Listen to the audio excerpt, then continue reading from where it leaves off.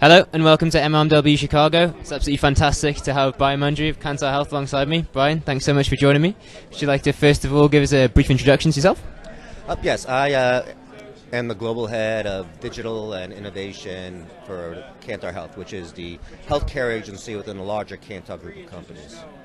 So a lot of my focus is on integrating more innovative and digital methodologies into what we currently do, such as online research communities, mobile-enabled research, social media listening, gamification, and now leveraging all the data coming out of some of the wearable tech stuff that kind of represent the quantified self movement. Awesome, that's a big spectrum that you guys are covering, obviously. So here we are, MRMW Chicago. You just said that you've kind of got your fingers in many pies within this industry. So can you tell me what's kind of caught your eye thus far at the conference and why you're attending this MRMW? Well, I mean, I still think the research world has been slow to adopt to mobile-enabled research. There's a bit of complacency, I think, in the industry. I just think it's a shame that we still rely so much on these long surveys and focus groups and whatnot. And the reason that mobile excites me is just because it enables us to do things that in the past we just were not able to do. So it enables us to get to a depth and accuracy that just wasn't possible before. So there's like two ways of looking at it. There's just making it easier for people to engage with us, whether it's a survey or an online community, by enabling to do so from their mobile devices. So just from the simplest thing, we should be doing that just as a price of entry. I don't want to get too technical and tactical, but some of the survey work I see out there, it'd be impossible for anybody to do this on a mobile device. So the harder we make it for people to engage with us, I think the less successful we're going to be in getting people to do so. But by giving them a choice so that they could go and do it on their smartphone, their tablet, their PC, then we're making it easy for them to work with us and we'll be successful that way. Then there's more proactive use of mobile technology where we could ask them to do things that integrate features from their smartphone, whether that's the video, camera, voice to text. So we could get them to provide us feedback in the moment, as close to the point of experience as possible, so they're talking about their experience while it's still fresh in their mind, as opposed to having to rely on memory because they have to wait till they get back home and log into their computer, et cetera, et cetera, et cetera.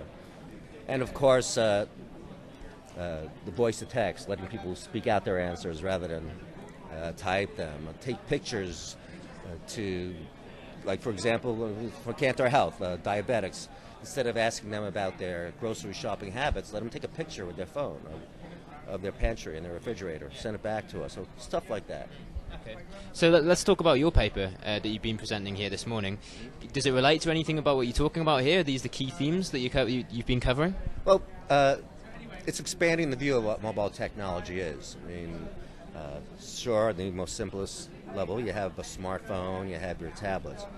But now, I dropped my Fitbit.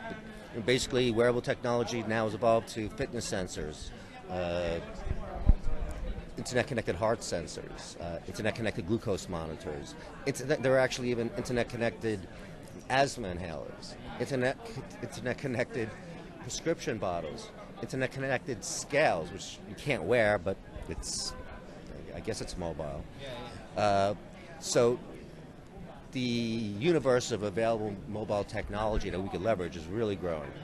So today I was really talking about how we as market researchers, or I prefer to say people in the insights industry, could leverage the data coming out of the quantified self movement to get to that 360-degree view of the consumer that just has not been feasible in the past, and not replacing the data that we collect actively through more traditional methodologies, but supporting and supplementing it, which enables us to really require less of the people whose behaviors and attitudes we're studying, and it's kind of a win-win. So people who participate in our studies, they have to do less work. but we're still getting answers to our questions, and I think we're getting better answers to our questions. And so, one of the new people on the block, one of the new guys on the block that's here at this market research event, Google Glass, of course. We're talking devices here and wearables. Are you excited by that kind of entrance into the industry? But what do you make of that? Oh yeah, I mean, well, Google Glass I feel has a way to go. It's great, and I'm pretty confident that that technology is going to get much easier for people to use.